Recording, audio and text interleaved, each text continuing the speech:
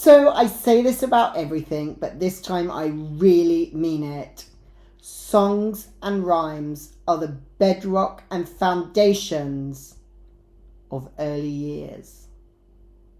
Working in early years, singing songs, reciting rhymes, making up silly rhymes with children. This is the bedrock and one of the most important things that you do as an early years practitioner, whether it's counting children's toes. This little piggy went to market. This little piggy stayed at home. It's so important for children to be touched and squeezed, small babies, while reciting and talking about rhymes with them. So this course is really only an introduction. People do entire PhDs on nursery rhymes and songs for children. So this 4.5 hour course is merely going to touch the sides with how much there is to talk about and convey in terms of songs and rhymes in the early years. So I'll talk you through the course outline, and while I'm doing that, I'll throw in some of my thoughts and ideas as we're going through. So the course is split into 4 sections with an introduction and a conclusion. We start off by looking at the importance of songs and rhymes in the early years.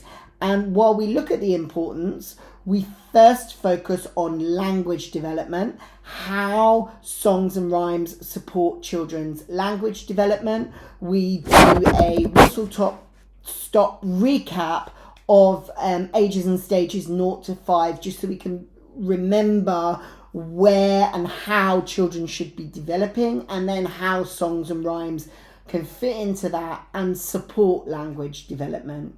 We look at how songs and rhymes can support cognitive, memory, reasoning, for example, cognitive development, and what the social benefits of sharing songs and rhymes with children are. We will look at the repetition and rhyme of song and language, what repetition is, what it means, what rhyme is, what it means, and why it's good for children and how it supports their development. And then finally, in section 1, we'll touch briefly on cultural and historical context of nursery rhymes and songs.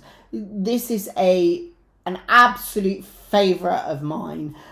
So I've tried to keep this subsection in cultural and historical context relatively slim. But it is a very interesting and fascinating topic, because the historical role of nursery rhymes and songs to some extent, but children's nursery rhymes, is to provide those grand narratives, and it's passed from generation to generation to retell stories and to remind us about events, and it's done in such a way with rhythm and rhyme that we're built to remember it. So things like, behind me is London Bridge. London Bridge is falling down, falling down, falling down. London Bridge is falling down, my fair lady. This has its roots in history. This is a historic, and by the way, it's not London Bridge behind me. This is actually Tower Bridge. But the song about London Bridge, how it was burnt down, how it was built up, and how they used different materials to try and reconstruct the bridge, that is a historical event that is told and retold and remembered through the song. And rhymes go back many hundreds of years. Another one of my favourites, which you may know, Oranges and Lemons. Oranges and lemons, says the bells of St. Clement's. I owe you 5 farthing, says the bells of St. Martin. When I grow rich, says the bells of Shoreditch. All of these places are places in London, which of course is my hometown. So I love this because it reminds me of all the different places in London. And I remember this from my childhood. But actually, this song dates back to 1744, to the year 1744. And I don't know what the origins are or what it's about. But it is, there's a dance that goes with it as well. And of course, Ring of Roses. Ring a roses, a pocket full of posies, a tissue, we all fall down. This is about the Black Plague in England. And it's a warning of what happens, a ring of roses on your on your hand, and then you're dead. And so it's a warning, but it's also a retelling of that part of history, and all this through children's nursery rhymes. So you can see why I had to fight hard to keep cultural and historical context slim, because it really is such a fat topic that is so interesting. Right, so moving on. Section 2 of this course is about building a repertoire of songs and rhymes yourself that you can use in your early years setting. So we'll start off, so section 2, subsection 1, we'll start off by looking at types of songs and types of nursery rhymes and their genres. And then we'll move into looking at morning songs. Good morning, Sammy. Good morning, Sammy. Good morning, Sammy. It's nice to have you here. I'm sure all of your nurseries and in all your practice, you have different songs that you use to sing good morning to children when they come in, or as part of circle time, or as part of another point in the day. But it's just an example of how music and singing is such a staple and so important for the flow of your day in an early years setting. So, getting back to the schedule, what we're looking at there is morning songs and also songs that support with transitions in an early years setting during the day. And then within section 2.3, we're going to be looking at action songs. One of my favourites is Wind the Bobbin Up. Wind the bobbin up, wind the bobbin up, pull, pull, wind it back again, wind it back again, pull, pull, clap, clap, clap, point to the ceiling. I think I might include that somewhere in the course because it's a song that I think everyone should know. And there's so many different ways to do it and to do it differently with the actions. So we'll talk about the purpose of action songs, why they're important to support children's development and learning, but also in that part of the course are tons of resources, action songs that you can download. I suggest while you're doing this course, you make yourself a file of children's songs and nursery rhymes that you can use moving forward in your career and keep in your classroom or keep with you as an aide-memoire for this course. So I'm going to put lots and lots of resources for you on this course that you can use in the future. And building up a repertoire of action songs or circle time songs is really, really important to develop your professionalism as an early years practitioner, because it's something that wherever you work in an early years setting, you will need to use. So, as I said, section 3 is all about action songs, and subsection 4 in section 2 is about circle times, how we use songs in circle time, what's their purpose, and what songs are good for circle time and why. Right, section 3 of the course is about extending the use of songs and rhymes beyond just singing them and reciting them with children. So subsection 1 of section 3 will explore visual props and visual aids, how you can use those as part of songs and rhymes with children. Subsection 2 is about musical instruments. When do you use musical instruments? How can you include those with songs and rhymes in your classroom? At what age can you do that? How can you make musical instruments? And then subsection 3 is about creative extensions. How can you extend, use a song or a rhyme as a springboard to activities and other things that you're doing in your early years setting. So say, for example, take Old MacDonald Had a Farm. Old MacDonald had a farm, E-I-E-I-O,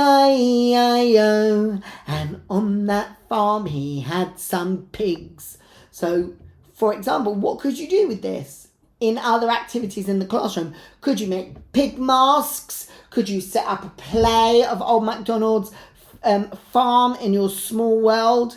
Could you what art activities could you do? How could you link that to a educational trip to the farm, for example? So in the same way as with a story, you can use a story as a springboard for activities and experiences in the classroom. So you can do the same with songs and with nursery rhymes.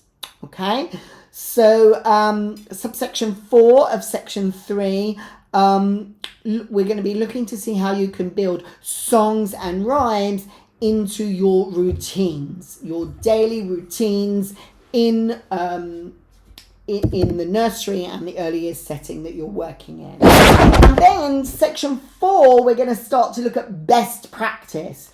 What is best practice in early years? How is it best to share songs and nursery rhymes with children? And how does that differ from age to age? And within that section, there are a lot of videos because I want to share with you good practice that I've seen so that you can emulate that. You can take from that things that you think are effective that you could build into your own practice. So again, what we've done with the videos that we've incorporated there are boards underneath the videos where what we're asking you to do is just note down a few things that you've learnt from the videos and even comment on other people's other people's comments on the boards. So under the videos in that section, in the best practice section, you have boards where you kind of can put your post-it notes of what you've learned, and you can see everyone else's post-it notes who has completed this course, present and past. So section 4, the best practice section, is split into 3 key sections.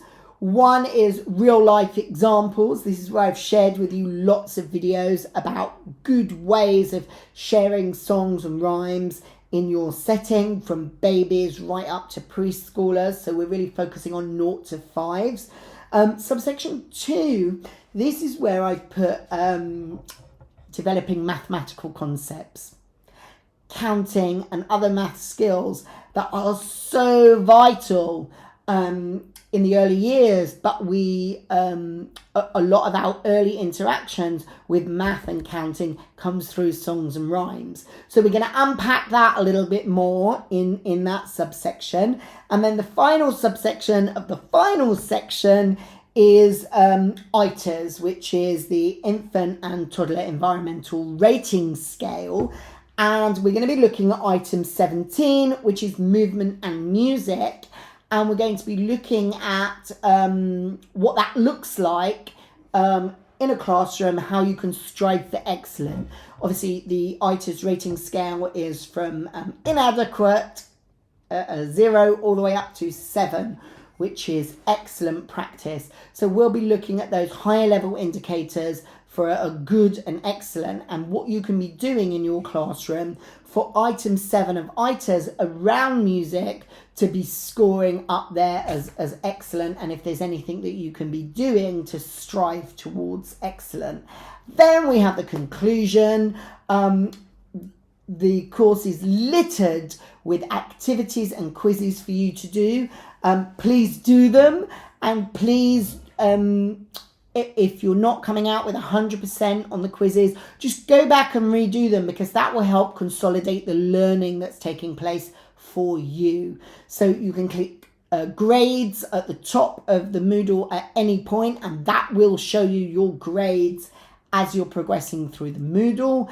And when you finish the Moodle, there are the Formula 1 flags that say finished. Click those flags, and that will take you to your course completion form. When you fill in that form, that tells us that you're completed, that we know you're completed, and we can come in and check your progress on the course, check the results of your quizzes and your comments on the board, and that's how we can then accredit you for completing this course. So sit back and enjoy the next 4.5 hours, and do save things to your desktop or your documents, print things out, and my strong advice is to create yourself this folder of children's songs and rhymes that you can use into the future. I hope you enjoy this course as much as I enjoyed making it.